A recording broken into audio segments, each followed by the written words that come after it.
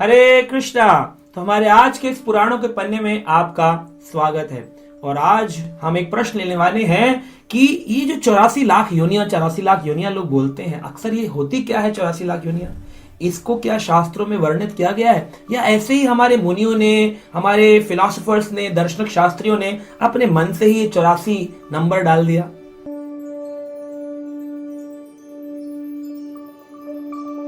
तो आइए सुनते हैं आज पद्म पुराण के एक श्लोक से किस प्रकार से इन 84 लाख योनियों का विभाजन शास्त्र में बताया गया है, जिसको आज भी हमारे इकोलॉजिस्ट जो हैं वो उसको पढ़ते हैं, समझते हैं, ढूंढ रहे हैं, कुछ हद तक सक्सेसफुल भी हुए हैं। आइए सुनते हैं और फिर इस पर चर्चा करते हैं। शास्त्र कहते हैं, जलजानव लक्षाणि स्थावर लक्षा विमर्शति कृम्यायो रुद्र संख्यायाम पक्षिणाम 10 लक्षणाम 3 लक्षाणि पाशवः 4 लक्षाणि मानवः। तो यहां पर ये विभाजन पद्म पुराण में दिया गया। क्या है? जलजा नव लक्षाणि। कोई भी जीवात्मा जन्म लेती है, सबसे पहले उसको कौन सी योनि मिलती है? जलजा। ये क्रिया भी बताई गई, क्रम भी बताया गया है। जलजा नव लक्षाणि, 9 लाख प्रकार के जल के जीव हैं। 9 लाख समझते हैं? ये नहीं कि 9 लाख ही मछलियां होती हैं, 9 लाख प्रकार, एक एक प्रकार के करोड़ों करोड़ों होते हैं, विश्व के हर कोने में होते हैं। यहाँ पर अगर एडेनोफिलिस मॉस्किटो मच्छर अगर भारत में मिलेगा तो अमेरिका में भी मिलेगा।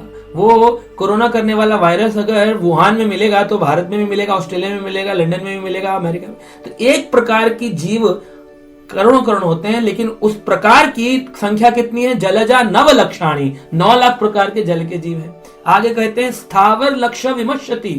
विमर्शति यानी कि 20 लाख प्रकार के स्थावर। स्थावर यानी कि होता है जो ये अपने पौधे, पेड़, वृक्ष।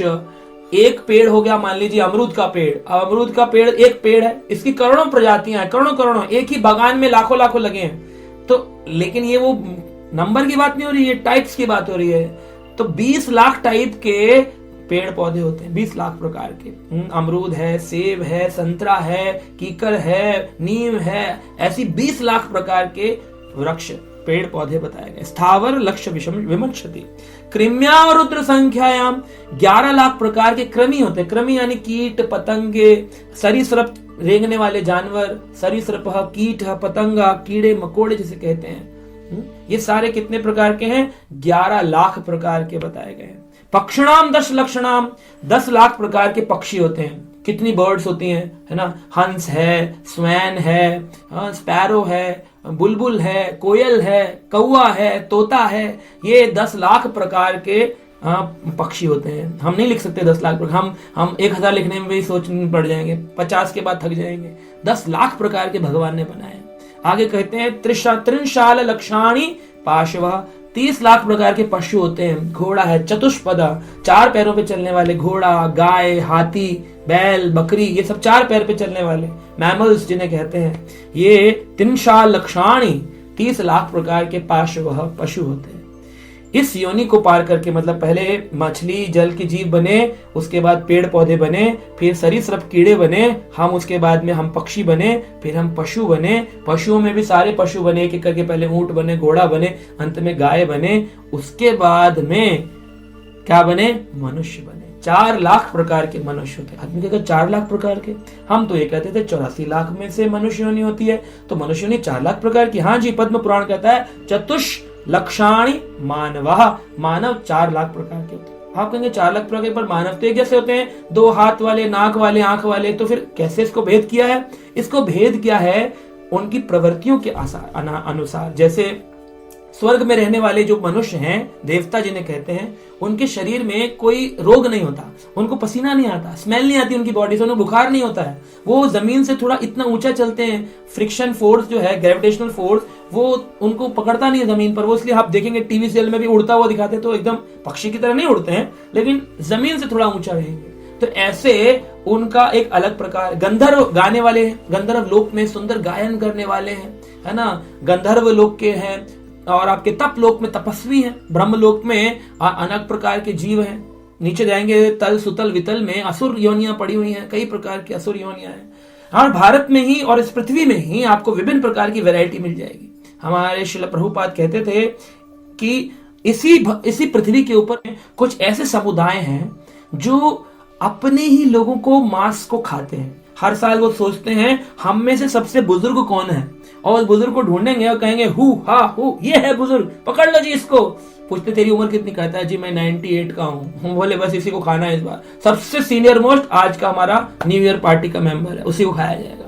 वैसे भी मगरमच्छ खाने वाले, ऊंट का गोश्त खाने वाले, आप गल्फ कंट्री जाएंगे ऊंट को गोश्त खा लेते हैं। तो अलग अलग प्रवृत्ति के लोग हैं। ऐसे प्रवृत्ति के लोगों को भी अलग अलग प्रकार में रखा गया। ऐसे 4 लाख प्रकार के मनुष्य हैं, है ना। तमोगुणी है, रजोगुणी है, सतोगुणी है, गुणों के आधार पर भेद है, रूप के आधार पर भेद है। तो ऐसे 4 लाख प्रकार के मनुष्य पाए जाते हैं। तो अब ये जो 84 लाख योनियां हैं, इन 84 लाख योनियों में भगवान का भजन करने वाले कितने प्रकार के हैं। एक बार मैं पढ़ रहा था एक रिसर्च पेपर में, यूनिवर्सिटी ऑफ हवाईन्स में एक इकोलॉजिस्ट बताते हैं कि अब तक उन्होंने 13 लाख पृथ्वी पर जीवों को ढूंढ लिया है पिछले 200 सालों की रिसर्च में। लास्ट 200 इयर्स की रिसर्च में 13 लाख प्रकार के जीव ढूंढ लिया। 84 लाख में से 13 लाख तो सक्सेस हो गया है। और हर वर्ष ये यूनिवर्सिटी ऑफ हवाईन्स कहती है 15,000 नए जीवों को ढूंढा जा रहा है उनके साइंटिस्ट के द्वारा। डिस्कवरी चैनल कहता है कि हमने जी 82 लाख प्रकार के जीवों की वीडियोग्राफी कर रखी है। उसका भी प्रमाण नहीं है, लेकिन उनका ऐसा कहना है, दावा है।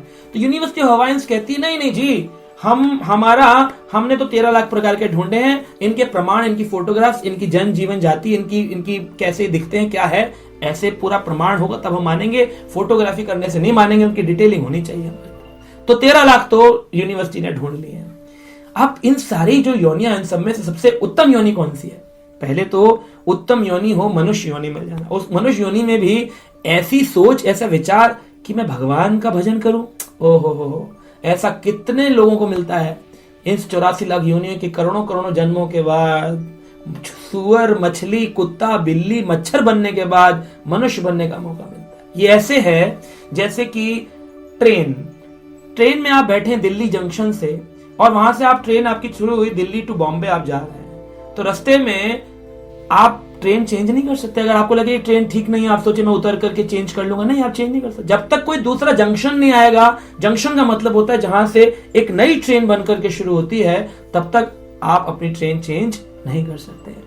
तो हम ये पाते हैं कि मनुष्य योनि जो है ये एक जंक्शन के समान है, जहां पर आप ये निर्णय ले सकते हैं कि मुझे अब पशु योनि में वापस जाना है या मैं भगवान के धाम जाने के लिए तैयार हूं। अब मैं इस जन्म मृत्यु चक्र से, इस 84 लाख योनि के चक्र से मुक्त हो जाना चाहता हूं।